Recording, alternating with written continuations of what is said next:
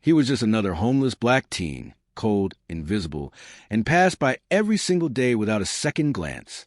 No one knew his name. No one cared where he slept. But on one ordinary afternoon, by the edge of a crowded park, everything changed. A child slipped under the water. Screams erupted. People froze. And while everyone stood paralyzed, he jumped. What happened next would not only save a life, it would rewrite his own story. The media wouldn't tell you everything. The city would pretend they always cared. They say the world sees what it wants to see. A businessman in a suit must be someone important. A mother with kids must be doing her best.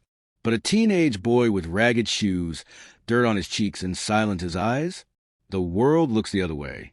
Jaden Carter was 15 years old and completely invisible, not because he wanted to be, but because nobody cared to look. He slept inside an old, rusted-out van tucked behind a mechanic's shop that hadn't seen a customer in months. The windshield was cracked. The back seat was ripped open. And at night, when the wind howled through the broken frame, he curled into a ball and whispered himself to sleep, telling the stars he was still here. Jaden didn't have a bed. He didn't have a pillow. Some nights, he didn't even have a blanket. What it was a backpack with 2 shirts, a journal with the first page ripped out, and an old photo of a woman who used to be his mother, before she vanished one night and never came back. His father? Gone. Locked behind bars for reasons Jaden was too young to fully understand, and now too hurt to care about. Every day was a war, not with people, but with hope.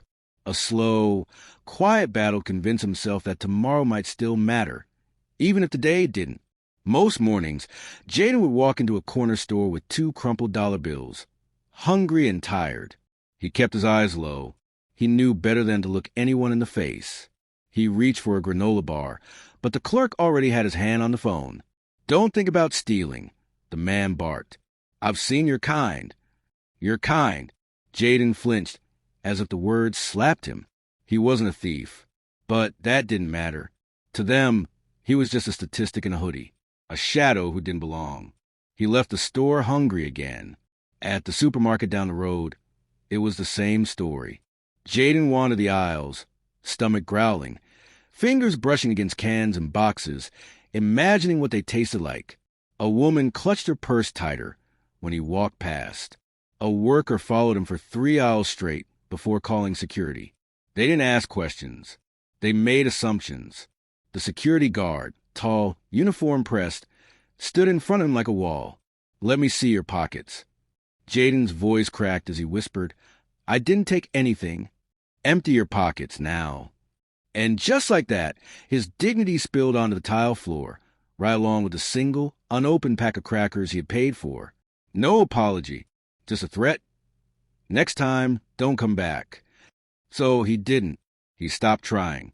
Even school, the place most kids hate but still go to, had turned him away. He'd shown up at the front office of Lincoln High once, clothes wrinkled, shoes soaked from the rain, hope hanging by a thread. He asked to enroll. The secretary smiled, but it didn't reach her eyes. "You need a parent or guardian to sign you in, honey." Jaden looked down. "I don't have one." She blinked. The room fell quiet.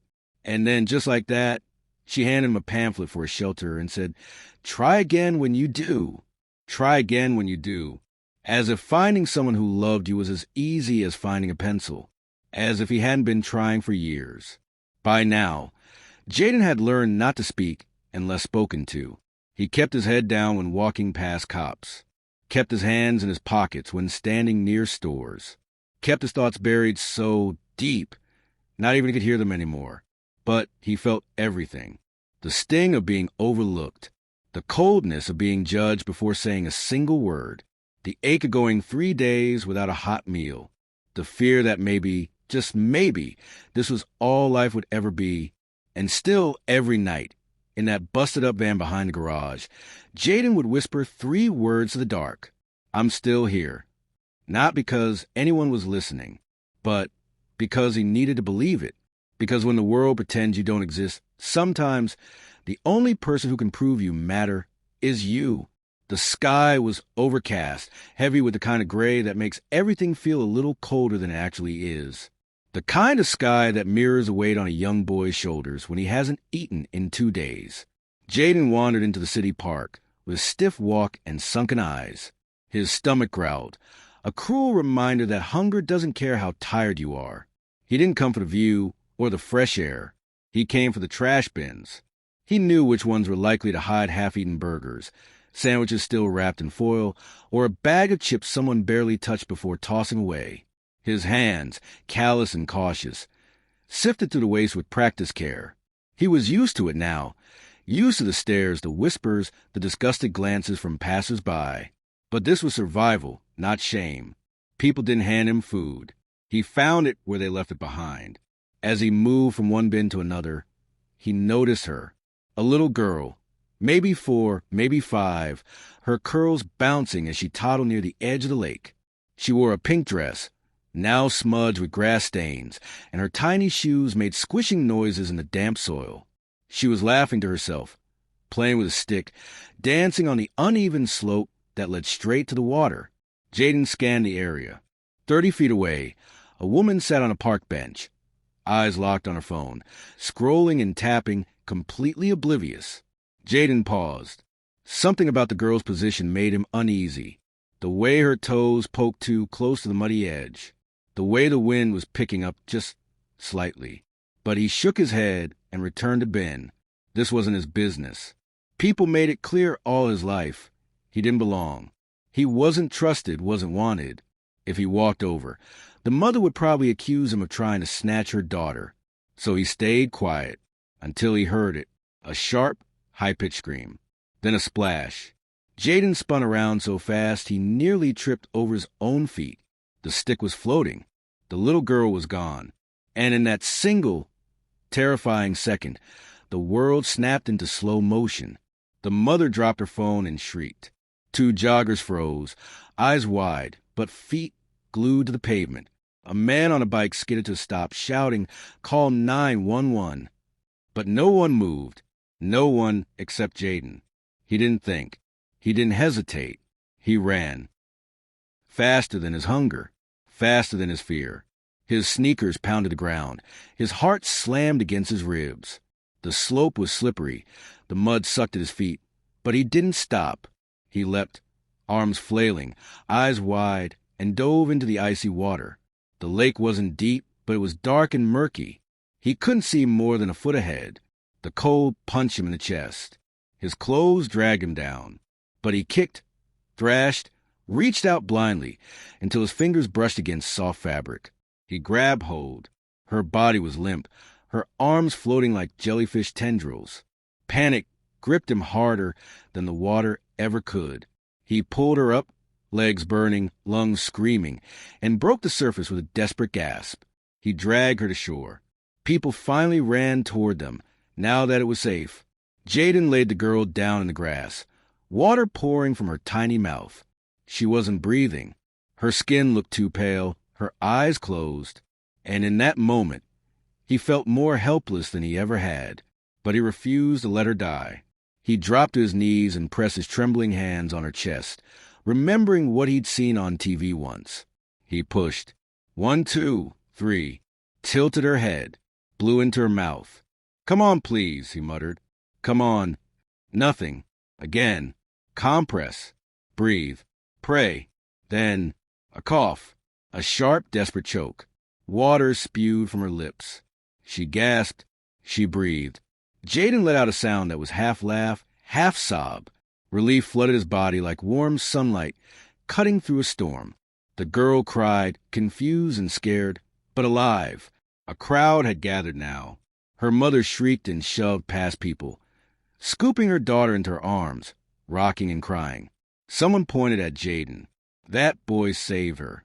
The crowd turned toward him, but Jaden was already backing away. No one saw the panic flicker in his eyes. No one heard the sirens in the distance. Too late, as always. No one noticed how he looked at the approaching uniforms and felt something cold wrap around his spine. He didn't wait for thanks. He didn't wait for praise. He turned. He ran. Back into the city's shadows. Back into the silence. Just a homeless boy. Just a nobody. But today he had saved a life. The park returned to its calm routine not long after Jaden disappeared into the city streets. The lake stilled again. The crowd thinned. Sirens faded in the distance. But the memory of what happened lingered in every breathless whisper, in the faces of those who'd seen it with their own eyes, and in one pair of trembling hands that never stopped recording. A woman, early 30s, gym bag slung over her shoulder, had stood frozen during the chaos, her phone clutched in front of her face. She didn't jump in, didn't scream, didn't run, but her phone never looked away. She had captured every second, from the little girl's fall, to the boy's fearless leap, to the moment the child came back to life on the lakeside grass. At first, she didn't know what to do with it. She rewatched the video at least 10 times that night. The boy's face, wet, terrified, and determined, haunted her, the way he ran off without saying a word. She couldn't sleep. The next morning, she uploaded it to social media with a caption that read, "This boy, he came out of nowhere and saved a drowning child. No hesitation. Then he vanished. If anyone knows who he is, he's a hero." The video was posted at 6:12 a.m. By 7:45, it had 3,000 views. By noon, it crossed 100,000. By nightfall, over 1 million. The internet did what it does best. It ignited. Comments poured in by the second. This is the real meaning of courage. Who is he? Someone please find this young man. Not all heroes wear capes. Some wear threadbare hoodies. Give him a home. Give him a future. Do something for him. The hashtags exploded. Hashtag Park Hero, hashtag Find Jaden, hashtag Homeless Teen Hero. People started calling local shelters, food pantries, even schools. Have you seen this boy? News stations scrambled for angles. Interviews aired with parkgoers. The child's mother, still too shaken to speak clearly, clinging to her daughter as tears ran down her face. Her voice cracked when she said, "I didn't even get to thank him. He was gone before I could say a word. I owe him my daughter's life." The media gave the video a name, The Silent Savior. It was on the local news, then national. Morning shows played the footage on loop, anchors trying to hold back emotion as they spoke of the unnamed teen who reminded the world what selflessness looks like. Offers began pouring in, free meals, places to stay, strangers offering to adopt or sponsor him. But no one knew where to send them. He had no name, no voice, just an image burned into 1,000 screens across the country. And somewhere in the middle of all this, Jaden sat beneath an overpass, unaware of the storm he had set into motion. He hadn't seen the video. He didn't have a phone. Didn't know his face had reached millions. He was still the boy sifting through scraps, still sleeping in the van behind the mechanic's shop, still invisible to the world. Or so he thought. But the world was watching now, and it wasn't done looking for him. Jaden didn't know he was famous. Not at first. He was too busy surviving to care what the world was saying. No internet. No television. His only focus was staying warm, staying fed, and staying invisible. But the world had changed, and it was closing in. It started with the looks. A woman at a soup kitchen stared at him for too long. Her spoon paused midair. A man giving out blankets near the shelter squinted hard, then whispered something to a friend. A teenage girl across the street gasped, fumbled with her phone, and turned away fast, too fast. Jaden felt in his chest, that creeping, clawing sense of danger, recognition. He didn't feel like a hero. He felt like prey. One morning, as he passed a corner store, he glanced at the TV behind the counter. His own face stared back at him, blurry, wet, determined, still framed mid-rescue in that viral video. The headline burned itself into his memory. Mystery teen hero still missing. Panic gripped him.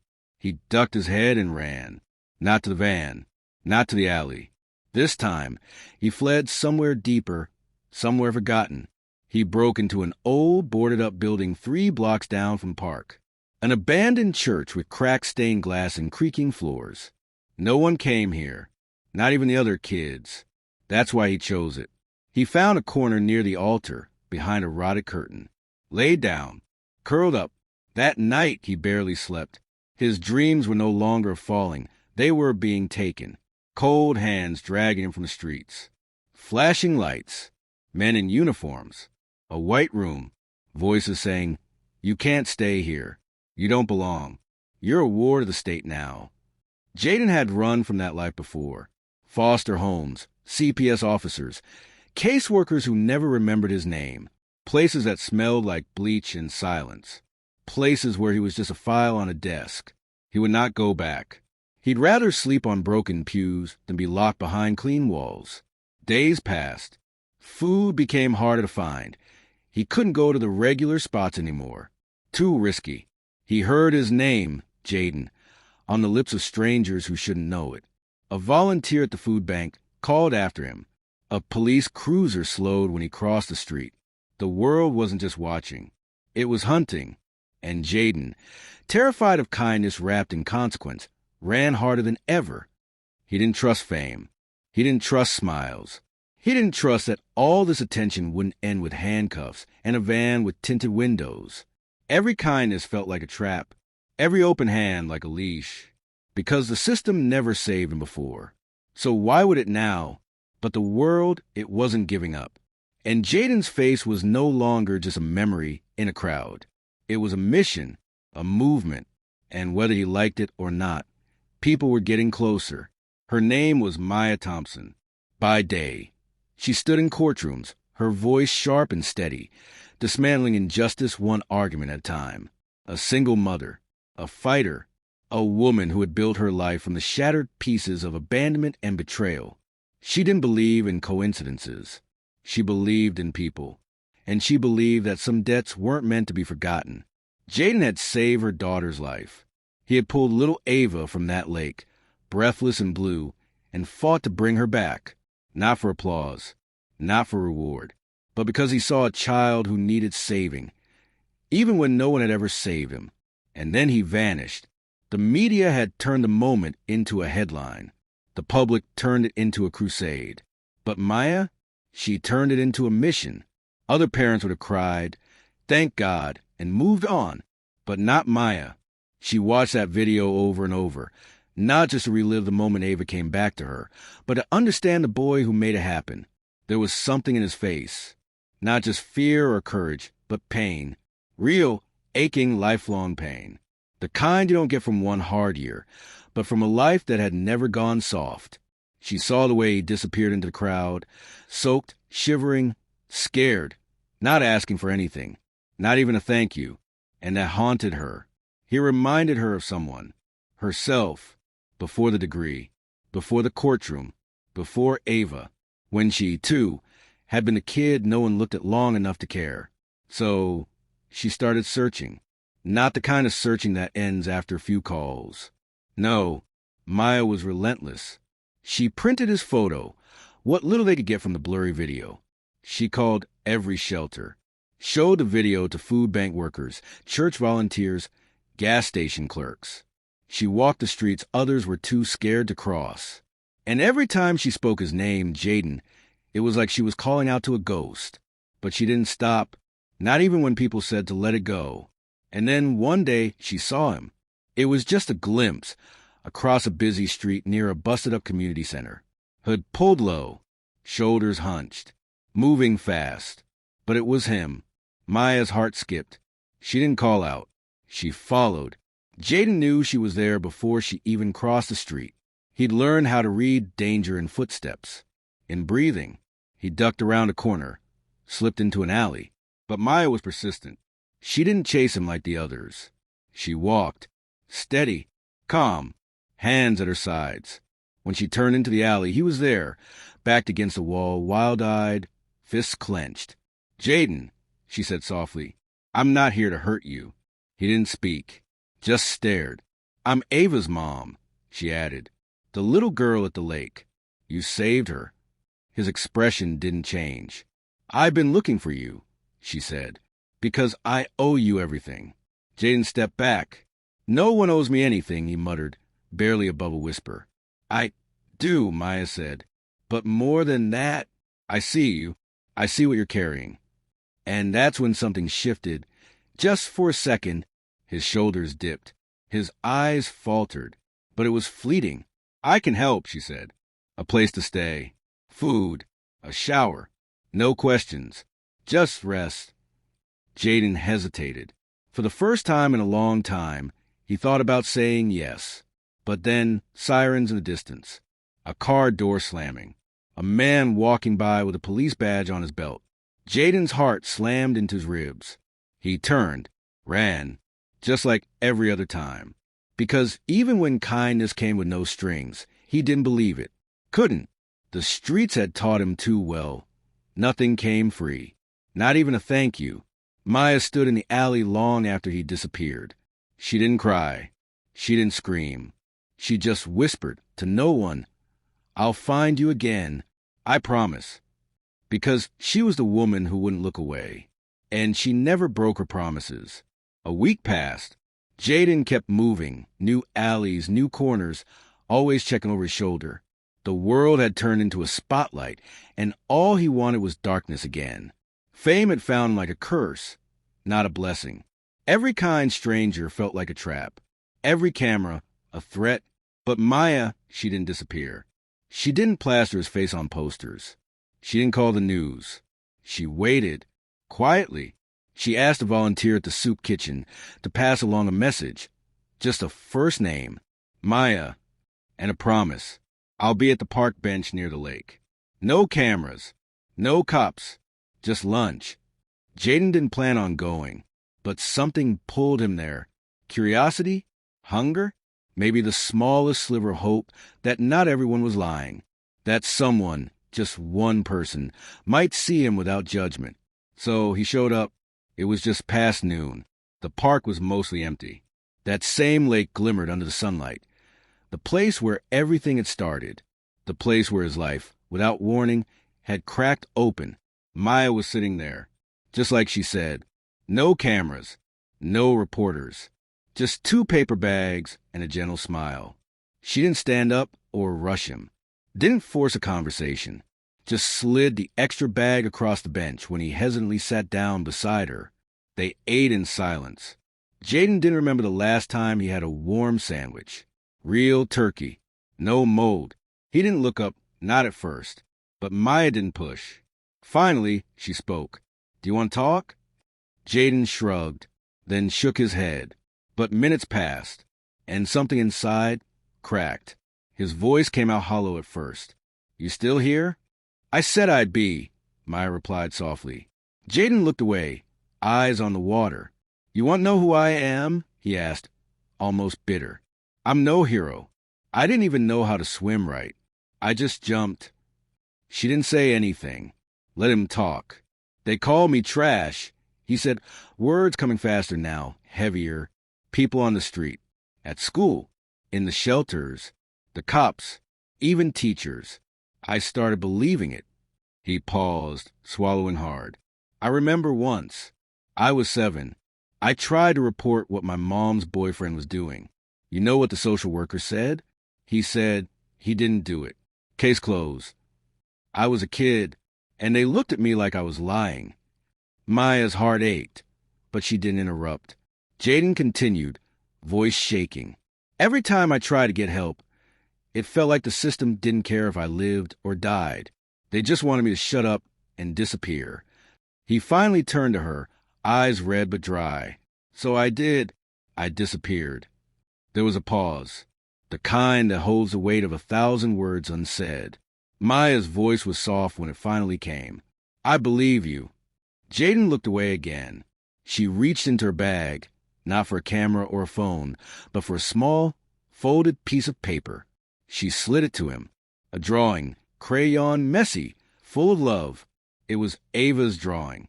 Him, the lake, a stick figure pulling another from the water, a big red heart drawn over them both.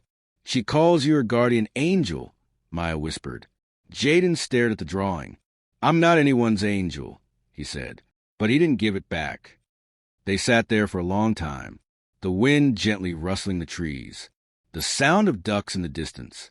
For the first time in forever, Jaden wasn't running, wasn't hiding. He was just sitting next to someone who wasn't afraid of his story. And maybe, just maybe, that was the start of something different. Not rescue, not salvation, but connection. Maya didn't promise a perfect life. She didn't promise it would be easy, but she gave him something no one else had, a place to be seen, and the right to still be human. And Jaden? He stayed, just a little longer. The day Maya asked Jaden to stay, really stay, he didn't say yes right away. Even after everything, after the park bench, the sandwich, the drawing from Ava, Jaden still held on to his instinct to flee. That instinct had kept him alive all these years. Trust would be a luxury or a trap, and in his world, traps came disguised as kindness. But Maya didn't rush him. She didn't push him into a car or parade him in front of cameras. She gave him a key, not just to a house, but to a room, his room. Jaden stood in the doorway, shoes still caked with alley dust, staring at something almost mythical, a clean bed with fresh sheets, a small desk, a dresser, a window with light streaming in, a closet with a pair of clean jeans already hanging inside. I know it's not much, Maya said, standing just behind him, but it's yours. He didn't move at first. Couldn't. His brain, used to sleeping in a van behind a mechanic shop, tried to process what this even meant. His own room? No curfew at a shelter. No one kicking him out at 6 a.m. No bugs. No mold. No sound of strangers yelling through paper-thin walls. Just peace. He stepped inside. Later that evening, Maya left him to settle. She cooked dinner, nothing extravagant, just spaghetti and garlic bread. But when she called him to the table, Jaden hesitated again. He'd eaten on curbs, in back alleys from dumpsters. But a dinner table? That was unfamiliar territory. Still he sat down, across from Ava, who smiled at him like they'd known each other forever. She handed him a crayon drawing with the words, "Welcome home," scribbled across it. He didn't speak. Couldn't. But he ate, slowly, cautiously, each bite a new emotion, each flavor foreign to someone who hadn't had real meals in weeks, maybe months. That night, he didn't sleep right away. He laid there in the bed, staring up at the ceiling, waiting for someone to bang on the door, to yell, to kick him out, waiting for it all to disappear like a dream. But nothing came. No sirens, no shouting, no cold draft creeping through broken windows. Just the sound of wind against the trees outside, and the faint hum of a dishwasher running downstairs. And for the first time in what felt like a lifetime, Jaden slept, not with one eye open, not with his shoes on, not curled up in the fetal position in the back seat of a dead van. He slept under blankets, in safety, in warmth, in hope. The next morning, Maya offered him something else, a chance to go back to school. At first, Jaden shook his head. They won't take me. I don't even have records. But Maya had already started the paperwork. She had friends, colleagues. She knew how to navigate systems that had failed him.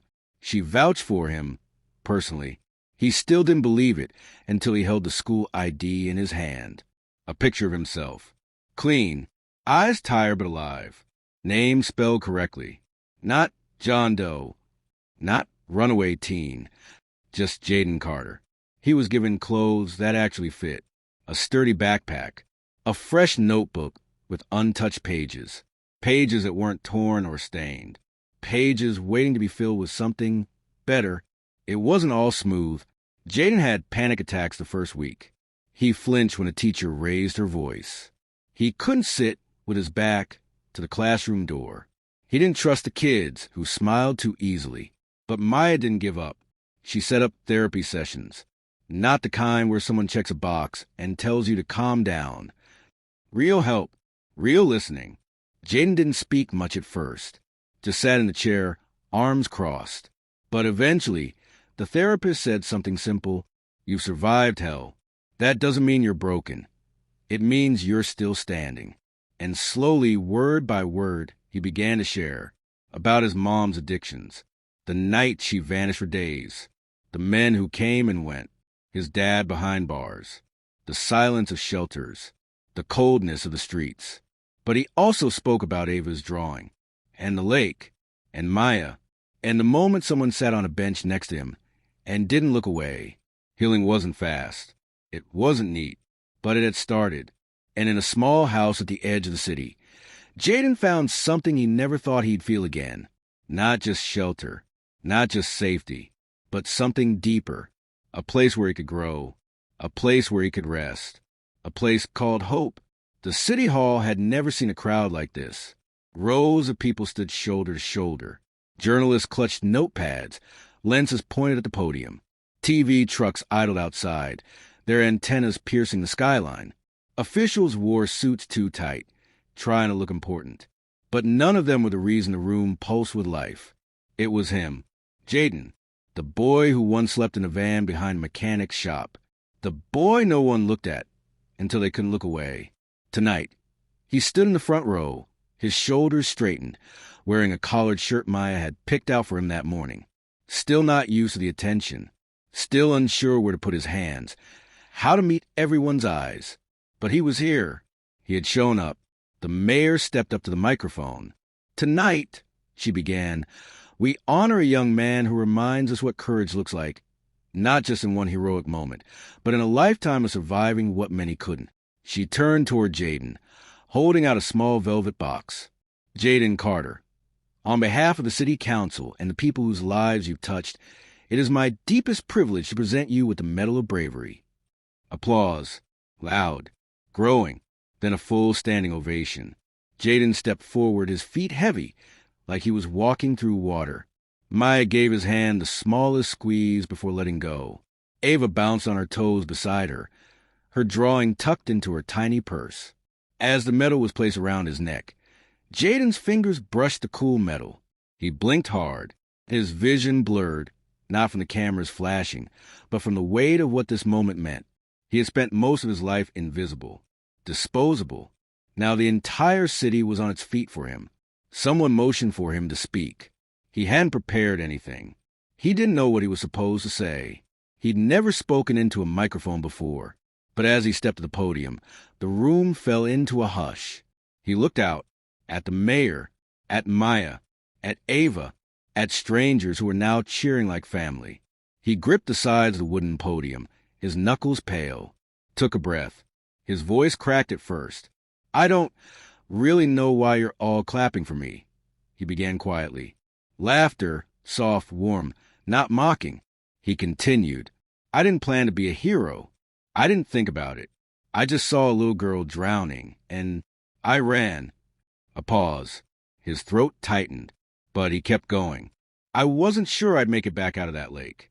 And, to be honest, that didn't scare me, because for a long time, I didn't care if I lived or died."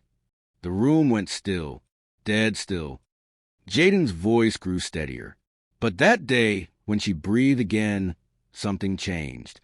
I looked at her, coughing, crying, and I thought, she gets to go home. She gets another chance.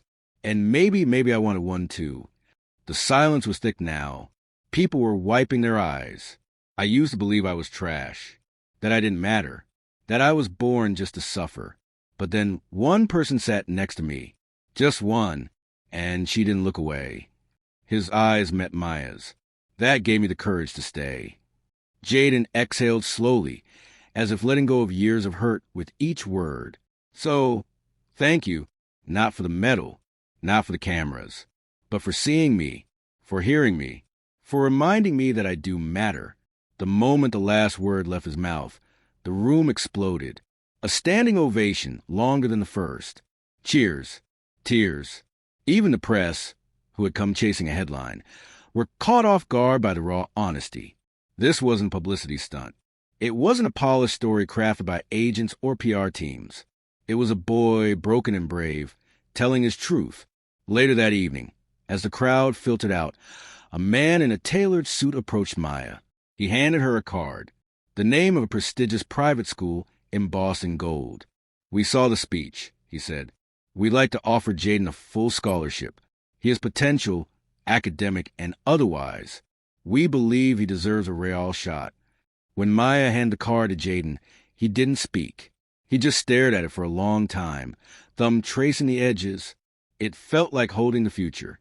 A future that, for the first time, didn't scare him. That night, back at the house, Jaden sat in bed staring at the medal hanging on the wall. not as a trophy, but as a reminder of a girl who nearly drowned, of a bench in the park, of a lawyer who listened, and of the boy who once thought no one would ever notice him, until the day the whole world did. 2 years later, 17-year-old Jaden Carter walks through the very streets that once swallowed him whole, not as a shadow this time, but as a light. He stands taller now, shoulders back, chin lifted. He doesn't flinch when people look at him. In fact, he welcomes it. He knows what it's like to be invisible, to be feared, judged, forgotten. But that was then. Now, Jaden wears his name like a badge, not because of what he did that day by the lake, but because of what he chose to do every day since. He volunteers every Thursday evening at the same shelter. He once stood outside, too afraid to go in. Now, kids rush to greet him. Little ones tug at his sleeves. Teenagers nod at him with quiet respect. Staff smile when he walks through the door. He's family now. He helps serve food, not because he has to, because he remembers what it felt like to stare at an empty plate and believe that was all life had to offer. But Jaden didn't stop there. He started something bigger, something real, the Forgotten Hero Project, a youth-led initiative aimed at supporting homeless and at-risk teens. It began as an idea, scribbled in a notebook during a sleepless night. Now, it has grown into a full nonprofit, with community funding, volunteers, and a small office space donated by the city. Every week, Jaden and his team distribute care packages, blankets, socks, hygiene kits, letters of encouragement, written by other teens who once felt forgotten too. But more than that, he tells stories. Jaden visits schools, community centers, and youth programs. He doesn't sugarcoat his past. He doesn't wrap his pain in a bow. He stands in front of rooms full of kids who see their own lives in his words, and he says, every kid on the street is a story that just hasn't been heard yet. He talks about hunger, about fear, about nights so cold they made his bones ache. He talked about the lake and Ava and Maya, and he talks about the first time someone sat next to him without judgment. His words aren't polished. They're raw, real, and that's what makes them powerful. Teachers cry. Students listen like they've never listened before. Because Jaden isn't just a speaker. He's proof. Proof that pain doesn't define you. That being broken doesn't mean you're beyond repair. That one act of courage, even if it terrifies you, can unlock a life you didn't think you deserved. One day, after speaking at a local high school, a student lingers in a hallway. 14. Hoodie pulled tight, eyes hollow with the same kind of silence Jaden used to wear like armor. Jaden sits beside him on the bench. Doesn't ask questions. Just waits. And after a long pause, the boy whispers, I don't think anybody sees me. Jaden doesn't flinch. He smiles, soft and knowing. I do, and I've been where you are. A beat. Then he says, walk with me, just like Maya once did for him. That's what Jaden does now. Every day, he walks beside the ones the world turns away from. He tells them, not just with words, but with action, that their story matters, that they are not trash, not forgotten, not alone. And as the sun sets behind him on another long day of service, Jaden Carter looks up at the sky and exhales, not the sigh of someone who's tired, but the breath of someone finally at peace. The city still bustles. People still rush past. But Jaden doesn't feel lost in the crowd anymore. He's home, not because of a house or a room, but because he's found purpose. He's found people. He's found himself. And that's the real rescue. Jaden walks hand in hand with the little girl he saved, now 6 years old. Together, they toss smooth stones into the shimmering lake, watching the ripples spread wide. The sun dips low, casting golden light across the water as the quiet peace of the moment settles in. He was a boy the world walked past, until one moment made him impossible to ignore. He saved a life and found his own in the process. If this story moved you, don't let it end here. Hit the like button and join us in sharing more powerful, meaningful stories, because sometimes all it takes is one moment to change a life forever.